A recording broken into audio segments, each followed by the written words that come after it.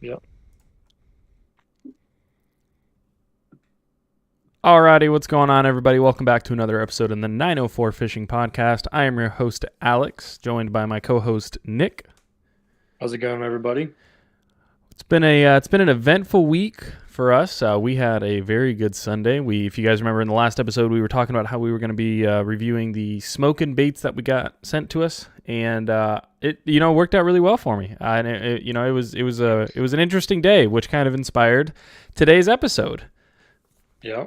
Um, yeah, yeah. Y'all will be pleasantly surprised, I believe, on the next video. Yeah, definitely. Keep an eye out this Thursday, 7 p.m. But without further ado, let's go ahead and get into today's episode. So as you guys can see, early year saltwater fishing. So a lot of people are getting out and going out on the kayaks, going out on the boats, going out on the shore, doing all kinds of saltwater fishing. But especially in the early months, there's a lot of things that I feel like not every person is prepared for off the cuff. What do you think, Nick? Yeah, I'd agree because I'm one of those people. Yeah, So, yeah. yeah. And Like, especially with the winter months here in Florida, it can be cold as hell for like a few weeks, and then it warms up, then it just kind of sparks everybody wants to get out there and fish, either on the shore, on a boat, whatever. yeah, So, and like Nick was saying, like we had a good week there where it got down into the 30s, and then it shot up to the 80s, and I can only imagine how many people were out on the water, out fishing, out boating, tubing, skiing, just being hooligans out on their jet skis. That's yeah, right. I pretty said it. much. I said it. Yeah, I don't know those jet it's skiers. It's just like, they're motorcycle nerds of the water where I know it's not all of them, but it's the ones that are all recklessly all over the place, switching lanes and just, almost drowning me from their wake because they want to do donuts in the water and not not care about person on the kayak. Almost said a bad word. Yeah, I Nick and I went out this Sunday to St. Augustine, Florida. It was absolutely gorgeous. Oh my, what a day to go out. What an absolute day to go Oh fishing. yeah.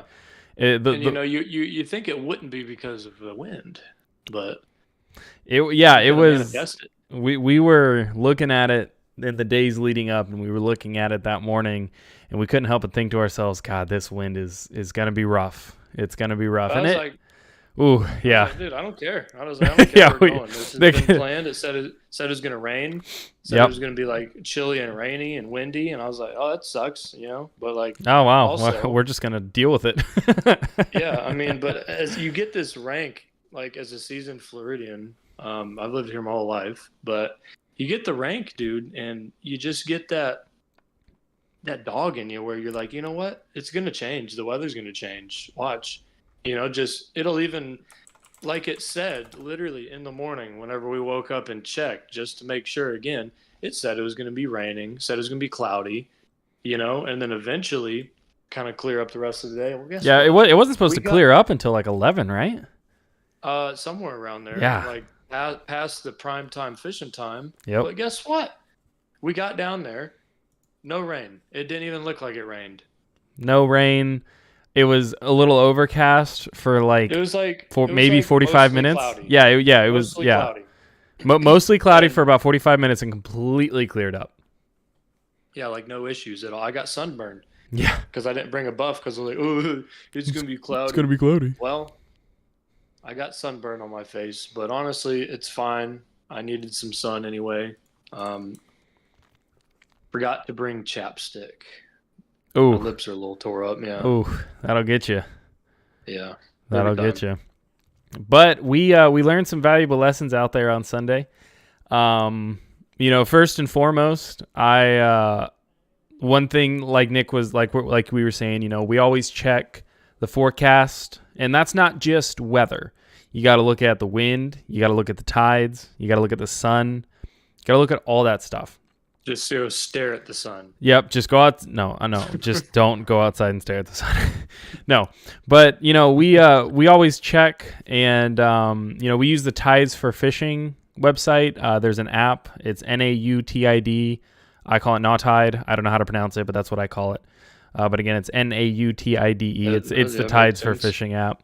And it's got, you can select the different stations, the day and whatnot, and then you can see everything right there. It's got wind, weather, tides, precipitation, barometric pressure. Like, it's got everything you could possibly need in that app. So definitely recommend checking that out.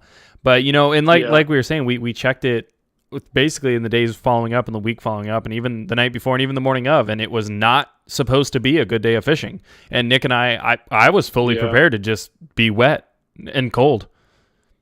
And I don't care. I mean, like, sometimes those are the ones that pay off the most whenever you're fishing in like bad conditions. Exactly. And if you guys remember the last time, Nick and I went out, we were with Brad, and it was rough conditions again that morning, and we had a killer day. And when we went out, we slayed it. Oh yeah, it was absolutely insane. And we went out, this past Sunday, and I think we saw 2 boats, Nick, maybe 2 or 3 boats. Yeah, there wasn't very many. FWC was one of them. FWC was one of them. Yeah, Nick, why don't you go ahead and tell them about the interaction you had at the bait shop there? Well, I got arrested. No, I'm just kidding. So while we were in there, he asked us, he said, do you guys got a life vest? Y'all got a noise device? And I was like, yeah, I just bought one. I just bought a whistle the other day. I don't even know where. I think I got it from Walmart. And then as soon as I said that, I realized that I left it at home on the table. And I had to play it cool because obviously they'd be like, yeah, I bought it and I don't have it. But I was like, cool, we're in a bait shack. I was like, so do you guys sell whistles? Let me smoothly transition into that. Like, hey, do you guys sell whistles? So they do, but they actually were out. And then the FWC guy was like, oh, what kind of bait shop are you? Just kind of joking with him. And you're like, damn, man, your bait shop, you don't even have the right safety gear for these people. So he actually went to his truck and he gave me a whistle. He's like, here you go. It's a $150 whistle. And so pretty much add a whistle to your kit for your going off on the water, because apparently it's a $150 fine. I was just about to say, yeah. $99 whistle if you don't have one. So yeah, just for a noisemaker. For a noisemaker is what the officer said, was if you don't have a noisemaker on your person when you're kayaking, because you're required to have a paddle, a life vest, a PDF, personal flotation device, or PFD, and a noisemaker. Typically, the easiest thing for people to do is have a whistle. And I feel like most life vests do come with whistles. Mine came with one. But if you don't have one, mine did not. Go to the dollar store. Don't get a metal one because they'll rust. But go get you the cheapest, whatever whistle you want, and throw it on there. Because I didn't know this either. Apparently, if you don't have a whistle on you when you are kayaking and you get stopped by FWC, the ticket is $150. That's a lot of money. That's that's an expensive whistle, buddy. That's I'd a lot. Pissed, that's a full. I get it. That's a full combo. That's a good quality combo right there. Gone. That's a chunk of a kayak, a good chunk of some money going towards the kayak. Now, for a noisemaker, do you think you could use like a kazoo? It'd be a little harder to use if you're in the water, but right. It probably not. It wouldn't make the right pitch. But so he gave me a nice little whistle and it has a FWC logo on it. Pretty neat. Never thought I'd get one of those without having to pay $150, I guess. But yeah, it's definitely a good reminder. Yeah, it was a great reminder. And he was asking, what are we doing, or where are you guys going? Where are you going fishing? He wasn't checking us for our safety gear. He was just being friendly. And cool guy. Yeah, super cool guy. I can't remember. I didn't grab his name, unfortunately. I feel bad, but no, super nice guy. He told us to be safe out there, watch the tides, watch the wind because it was supposed to be windy. He told us, be safe. And boy, was he right. You guys are gonna see in the video that's coming out this Thursday. I'm having to adjust the audio quite a bit because it was blowing almost 20 miles an hour all day, and that is not good for audio, as I'm sure most of you know. But don't worry, I'm working my magic on it. We're gonna make it happen. So we got out there, we put in, wasn't too bad. We got across, wasn't too bad. Did our fishing. Choppy. Yeah, it was choppy, to be fair. It was choppy. Across, because we were going straight into the wind. Yeah, we were going from the east side of the intercoastal to the west side. We were going from Aunt Kate's over to the west side there where the intercoastal is right across. What was it? Indian River, I believe? So we were in the Talamato River going to Indian River, that creek right there behind the St. Augustine Airport. Which, as you guys know, Nick and I never hide our spots. We never try to deceive you guys. We never try to not tell you where we're going fishing. So go ahead and hit that subscribe button if you guys want to know where we're fishing and what we're fishing with, because we will gladly tell you. Yeah, I'm not holding any spots. I will say, if you're gonna go back there in a boat, make sure you got a Be depth wary. finder. Yeah, Most yeah. boats are. Be careful, because the tides do go out fast. They come in quick and they go out fast. So there were some spots where we were getting back to, some pretty decent fishing grounds through there. It was like straight kayak or yeah, John kayak skiff only kind of territory. deal. I mean, Yeah, 100%, 100%.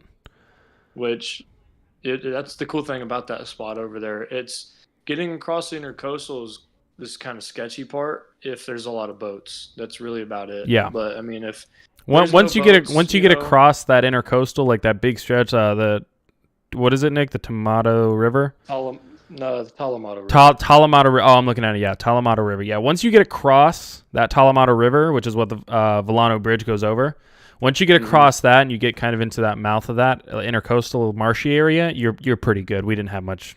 We didn't have any problem with boats. No, none. I think we only saw one boat out there anyway, and and it was as we were as we were coming back. Yeah.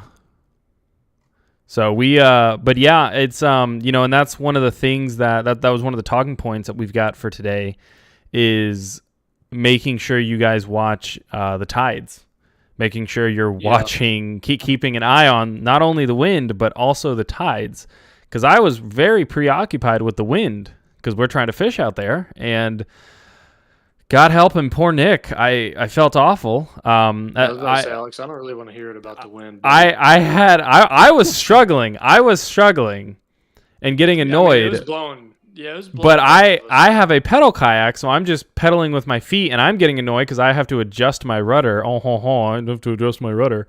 Nick is over here paddling, putting the paddle down, fishing, picking it back up, paddling, putting it down, fishing. I couldn't do it, Nick. It doesn't bother me anymore. Like couldn't do it. I'm just so used to it. I've accepted it. You're a better person than I am.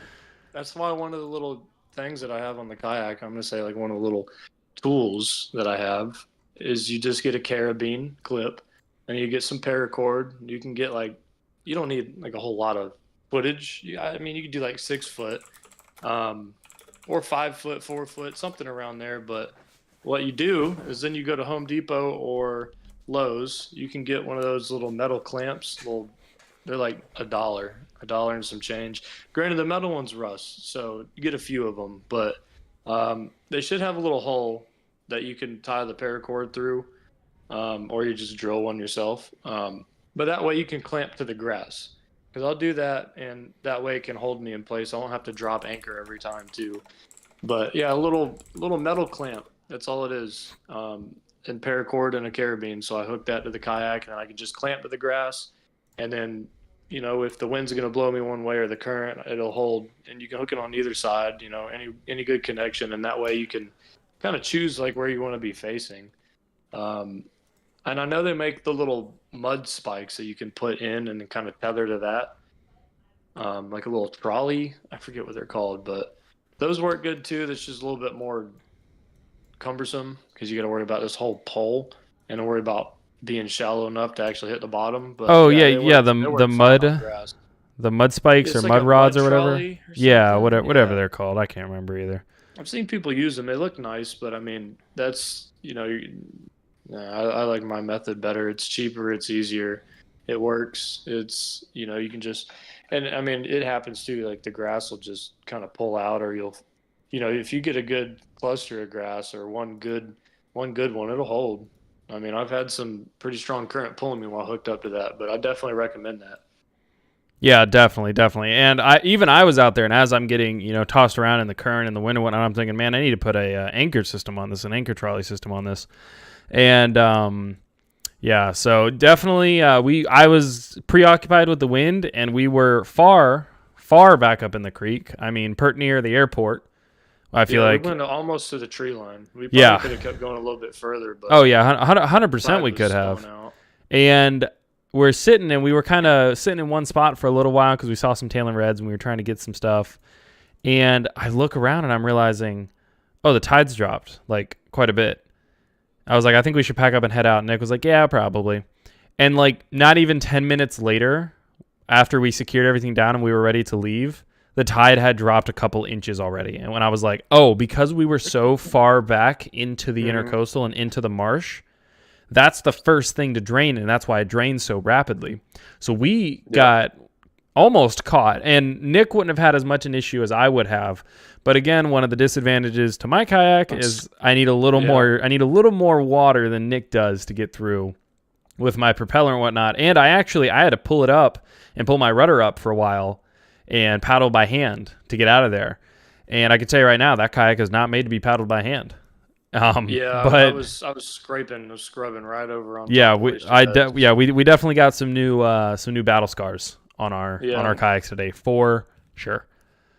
Which it works in the duo, that he's got the pedal drive, I got the paddle, where I just struggle. But at least whenever, like, I can go ahead and scout ahead for him, like, hey, go through this way, it's deeper here. Don't go this way, I'm stuck, or but. Yeah, it definitely makes a nice duo for that.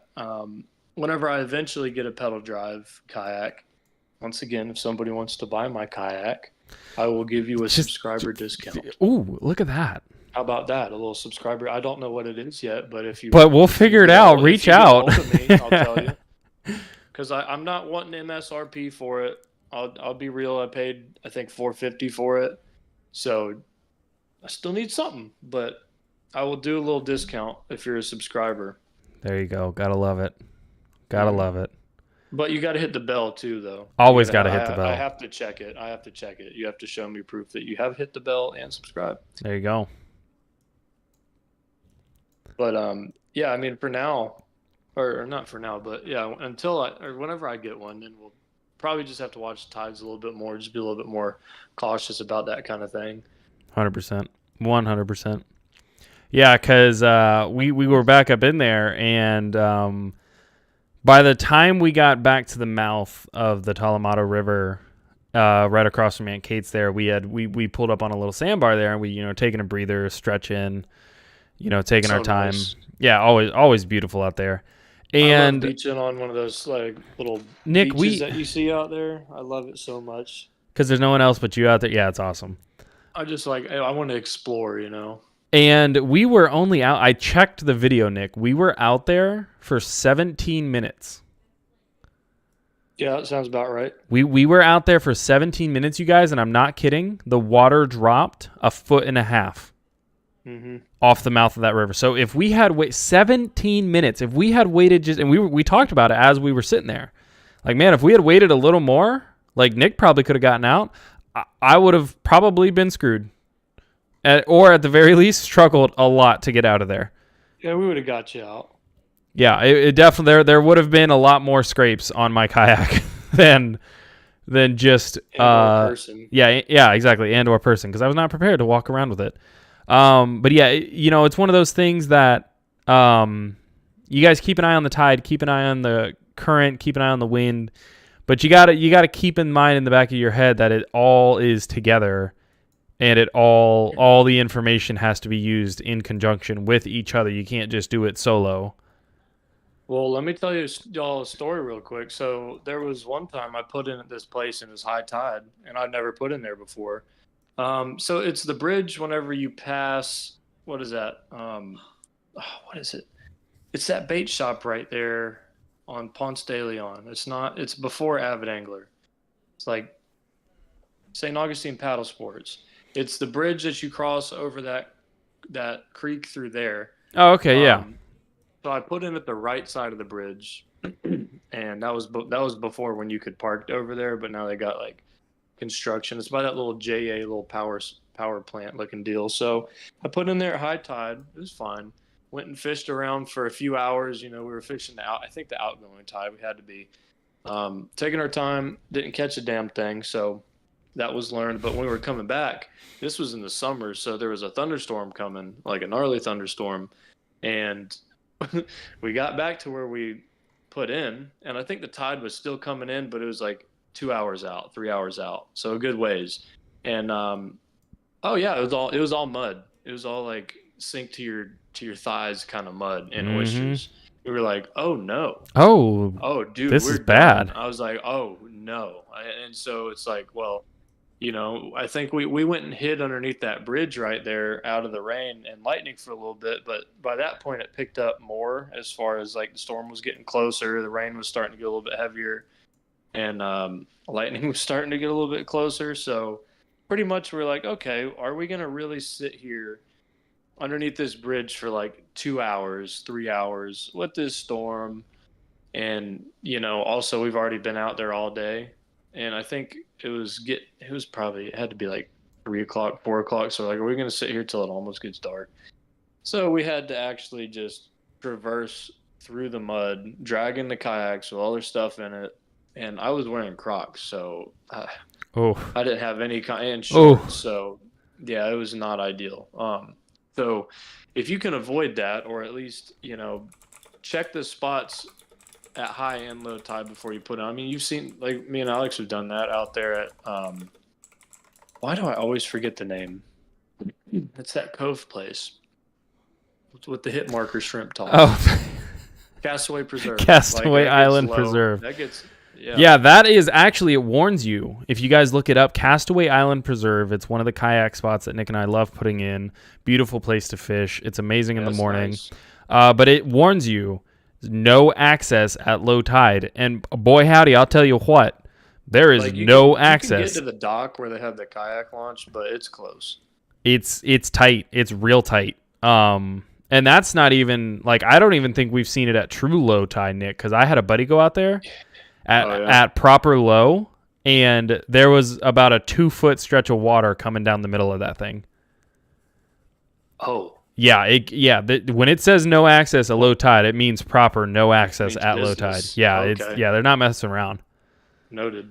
Yeah, so it's, you know, it's one of those things, and like Jack was saying in the comments here, Jack, excellent comment. He says, "Isn't the best safety tip not to mess around with tides?" Yes, it is. That's an excellent safety tip. Watch your tides. Don't chance it. Don't. And Nick and I even timed it this time when we went out. You know, when we went out, we timed it so that we did the incoming tide as we were going across the intercoastal. And then we timed it so that when we were coming back, we rode the outgoing tide so that we weren't fighting the tide either way. And that's ideal. That's what that's what you want. And I'll tell you what, you guys are going to see it in the video, but as we were coming back into the dock to put back in and, you know, come in for the day, it got hairy. It was a little more than just right before the dock. It was like a solid 100-yard stretch. Yeah. Because we aimed left, so that way the current would bring us down. We already got across intercoastal along the I guess that side where the boat ramp is, along with those docks, so that way we're already there.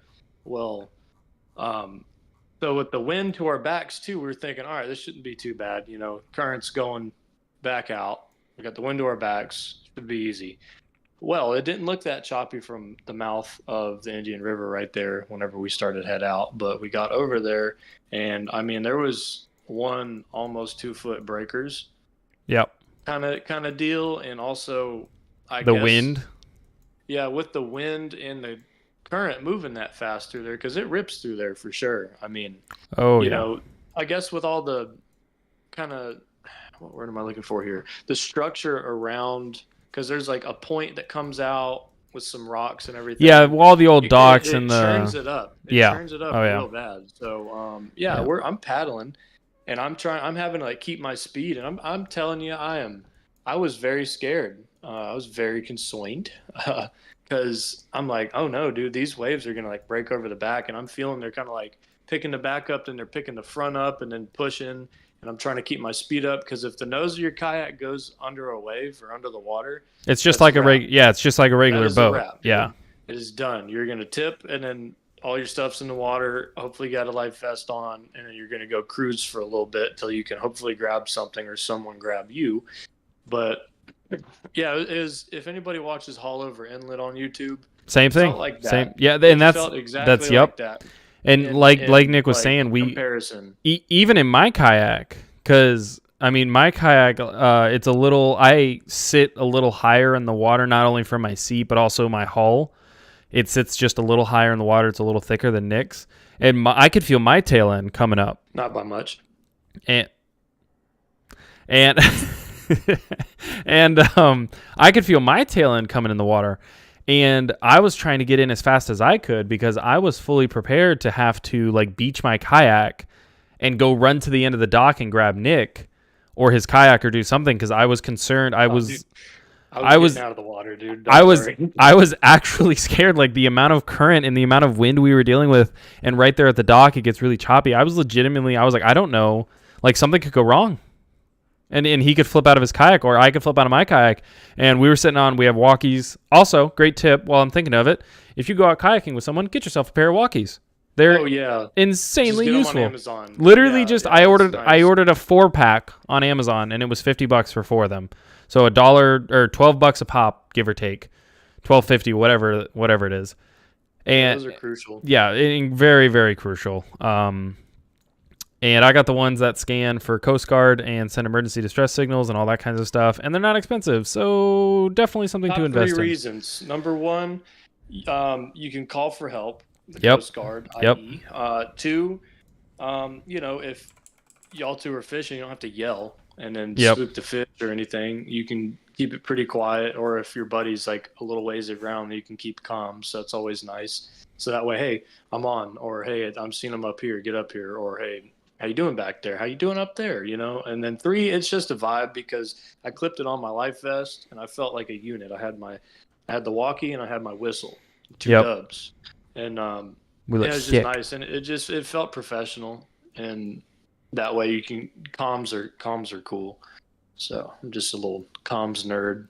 But definitely good safety gear. But I was legitimately concerned that. Getting towards the end there, like getting across, I was like, okay, wow, this current's picking up. And then as we got closer and closer to the dock, I realized how much we weren't in control of that situation. And that was a very sobering, realization. And Nick and I are not newcomers to kayak fishing, to Florida waters, to the intercoastal, to all kinds of stuff. Yeah, and I've been in some goofy waves, like decent wake. And even then, I was thinking, I'm like, oh, I'm not in as control of the situation as I want to be. Yeah, I was trying my best to just think of the 3 C's, calm, cool, collected. I believe that's what the 3 C's are. But I was about 20% calm, cool, and collected. But yeah, it was just like a mad dash, like keep the speed up, paddle hard, just keep going straight. And just keep aiming for where I need to, and then just Tokyo drift around the corner. But yeah. Dude, I could not get to that beach faster. Yeah, and that was my big thing is whenever something like that goes wrong, and I realize that I'm not in as as much control of the situation as I want to be, I'm immediately just, what do I do? Sketch. How do I accomplish it? And I wanted to get to shore, and how do I accomplish it? And it was pedal like hell. Mm-hmm. So I just started pedaling, and I was like, get to shore. Because I'm thinking if you guys remember, I recently did a adjustment on my kayak. I replaced my rudder line that was nylon, like rope. I replaced it with wire. If I genuinely, I think if I hadn't have done that, I would have had zero control of my rudder in this current. Yeah, you would. Yeah, because I think probably with it being that rope before, the current just would have told you where you were going to steer. 100%. 100%. I 100% believe that. Could that also then be, I guess, a perk for a paddle kayak? Absolutely. It's just like any other motor or boat or anything like that. There's nothing to fail. The only thing that could fail is you get like a muscle or you get like a muscle cramp or something, But even on my kayak, I've got things that can fail. And when we were crossing the first time, I ran over something. Yeah, you ran over some debris. I don't know what happened, but my pedal drive, I'm just pedaling and it just stopped. And I was like, no, because I'm in the middle of the Talamato River crossing the intercoastal, and I'm just like, oh no, this is could not be a worse place for this to happen. And I'm just paddling by like, what's wrong? What's wrong? Yeah. And yeah, Brad knows what I'm talking about. Brad at least wasn't in the middle of the channel. I was. He was close. Might as well have been. He was on his way. With the current, he was on his way. But yeah, so keep an eye on that. Another thing that I want to touch base on is carrying a first aid kit with you guys when you're out on the kayak or fishing off the shore. I go bass fishing, I have a first aid kit. I go saltwater fish, or I go shore fishing, beach fishing, surf fishing. That's the word. Surf fishing. I go surf fishing. I have a first aid kit. I go on the kayak. I have a first aid kit. I go on someone's boat. They probably have a first aid kit. Fantastic. I've also got a first aid kit.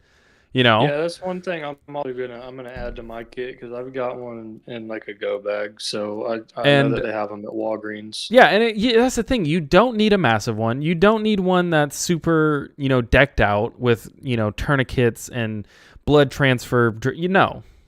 Waterproof bandages, some cleaning supplies, antibiotic cream or the triple antibiotic cream, stuff like that. Neosporin, you're good. You don't need much. And I actually needed it out on the kayak. You guys are gonna have to watch the video to see what happened. But I don't know. It's not gonna focus. You guys are gonna be able to see my finger a little there. But I actually needed to use my first aid kit for the first time out on the kayak for my finger that was bleeding quite heavily. Yeah, it was one of those that was going to keep bleeding for a little bit and just be annoying. Yeah, it was in the spot that it's in. Yeah, it was pretty gnarly. And it wasn't an oyster. It wasn't a rock. It wasn't anything like that. And it was. He doesn't need stitches. No, I don't need stitches. But it's almost deceiving. But in the video, I'm genuinely concerned. I haven't watched all the footage yet, but I'm concerned I'm gonna have to blur it.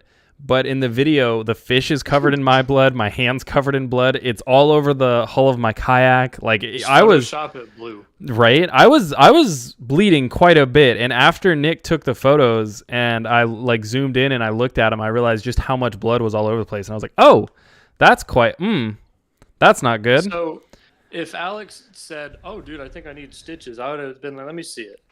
And then I would have smacked it, tell him put it in the water, keep rinsing it.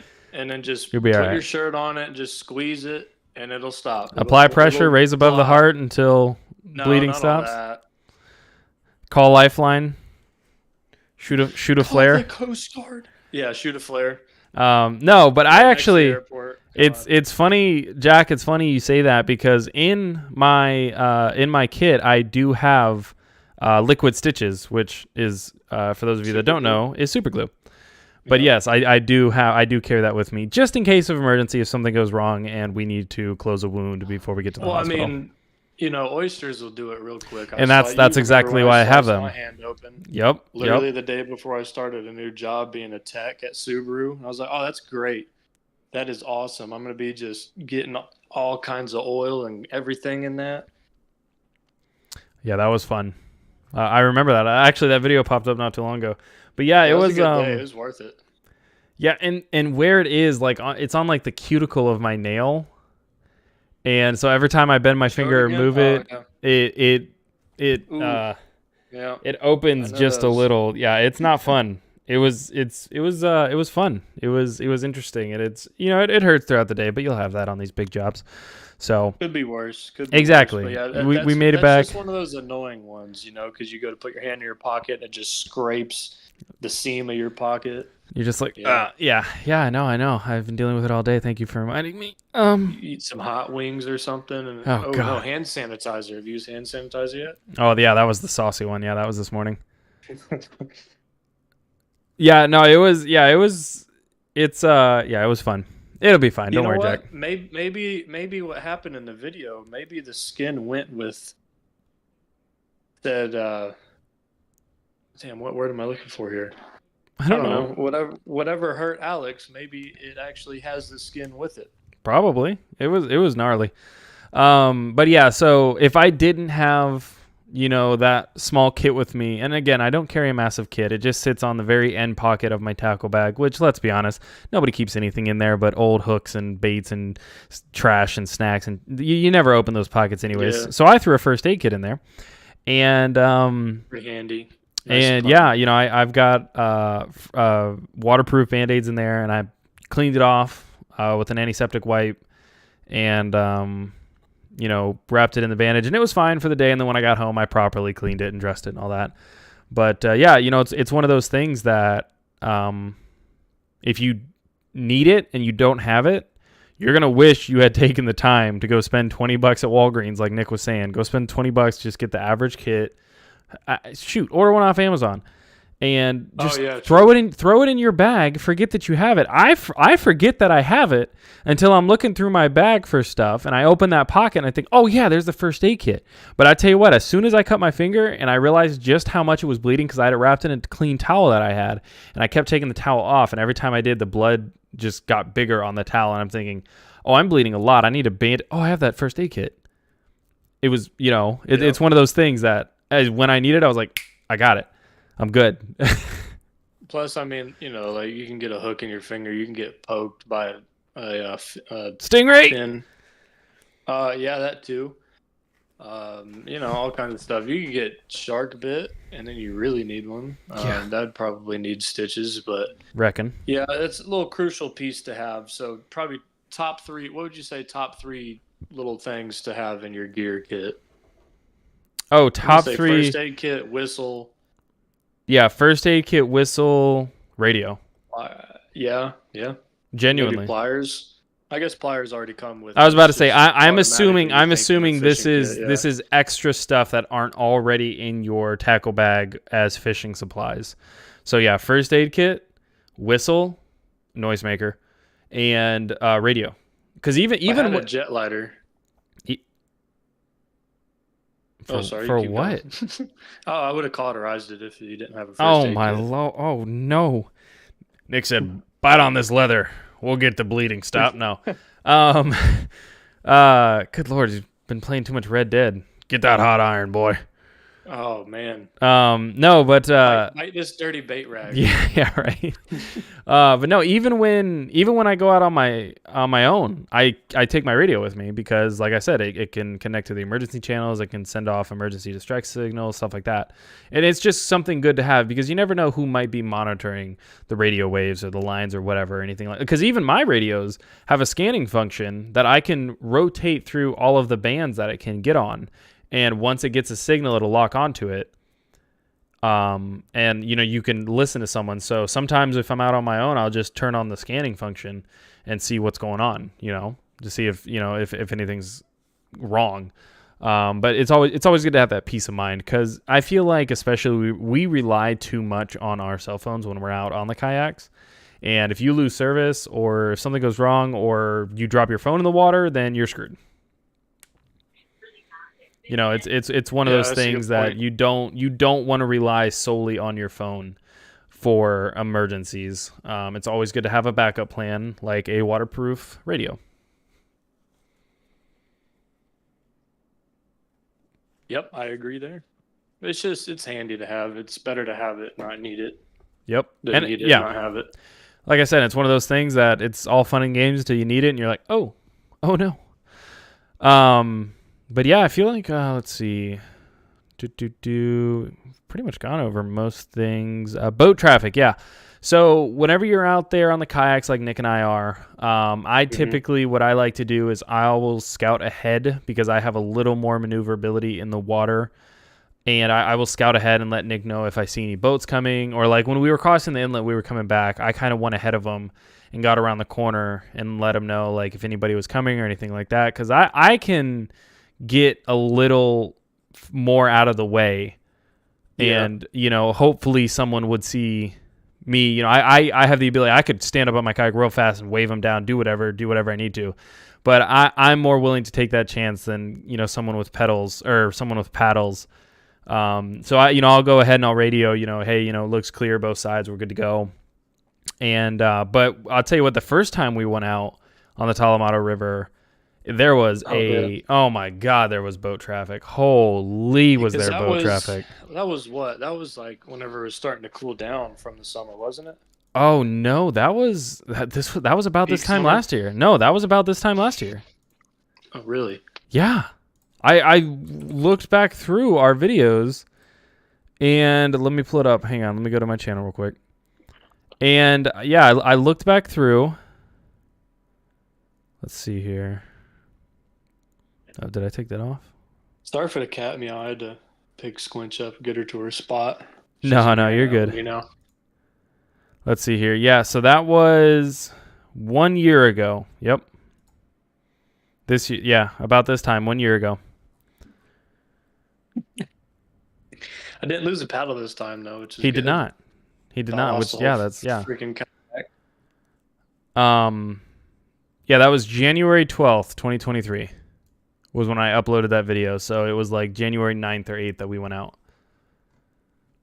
Yeah, and I mean, along with watching for boats, you know, it could be the summer or something, you know, and or really any time of year. Let's say the weather's going to look nasty, and then it's actually not, or it clears up and you put out and then it clears, or you put in and you get to wherever, clears up and you're coming back. There could be a whole slew of boats because the weather cleared up or people got a late start. So just kind of always got to be aware for that. Yep, and Nick mentioned this before the podcast, and I'm going to reiterate it because I thought it was a great point. Even if you put in at 5, 6, 7 o'clock in the morning, and there's no one at the boat ramp, and there's nothing going on, and it's super quiet and it's nice, when you're ready to come back in at 2 or 3 o'clock, and it's warmed up and it's still a nice day outside, that boat ramp might be super busy because now everyone's awake and realized, oh, it's a great day out. Let's take the boat out, and you're going to have to battle them to get in and out of the boat ramp. And luckily, most of the spots, I feel like pretty much every spot we put in, Nick, there's Isn't really like boat friendly, yeah, you know? Yeah. There's boat ramps, but there's also like a area for kayaks kind of deal. Like there's an offshoot area where we can put it. Like we're not putting in on the boat ramp. There's areas for us to put in and deal with. That's that's pretty nice. Yeah, we're good about not blocking the boat ramp access because obviously we don't want to hold anybody up from getting their boat in the water. They got more involved and all that. So 100%. Yeah, I think that's pretty much everything we have for this episode. Do you have anything else you want to add, Nick? I mean, just along with the weather, you could put in and it'd be fine, and then just need to check what the wind's really doing or the weather in general is going to be doing in the afternoon whenever you're trying to get out. Because like the wind picked up, it was probably gusting up to 25, 30 miles an hour after we got out. So, I mean, and when we went in, it was like 10 mile an hour, 15, somewhere around there. Yeah. But it seriously picked up. And then also, if you don't see like the places, like now we know what the Usina boat ramp right there, that area in the Tullamato River looks like when it's really windy. It is sketchy. Yeah. So, yeah, it is. It helps you be able to plan if you can get a look at your next fishing spot, either if ideally check it out at low tide and high tide, that way you can see what it's looking like, and what the current looks like around the dock.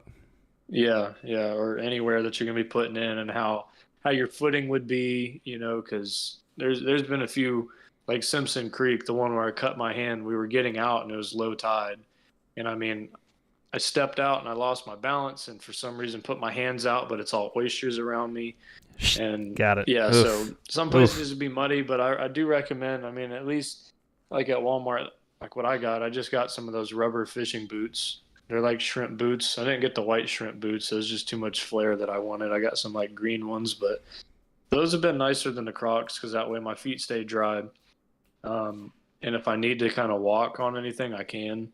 And it'd be a lot better than just the Crocs, but yeah, keeping your feet dry is paramount, especially out on the kayak, especially when it's colder. Yeah.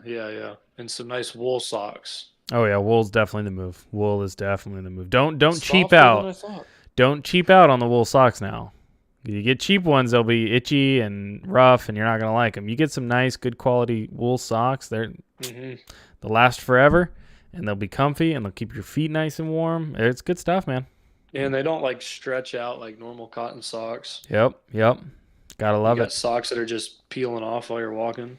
Yeah, I exactly. think that's good though on everything. I think we covered all the topics that we needed to and wanted to. Yeah, I reckon. Y'all definitely stay on the lookout for the video coming up Thursday. It's gonna be pretty nice. It's I gonna be didn't get a saucy. camera from the storage unit like I was saying I was. The GoPro I have, it's like a GoPro 3, like Hero 3 or something. It's pretty old. I'm just gonna have to save up and get one at some point. So then that way we can get an angle from my view as well. Absolutely. So if I don't suck and I actually catch something, then you can see it. God. But as always, you guys, if you have any questions or anything like that, let us know down in the comments below. We respond to every comment on every video. And if you guys aren't subscribed, make sure to hit that subscribe button and the bell notification. We go live currently Tuesdays, 7 p.m. It's typically Mondays. We're changed it for a little while there, but we'll be back to our normal schedule before you know it. And we upload a video every Thursday at 7 p.m. as well, so keep an eye out for that. So without further ado, you guys, until next time, keep your lines tight, your cast long, and your stories true. We'll see you next time. Y'all have a good one.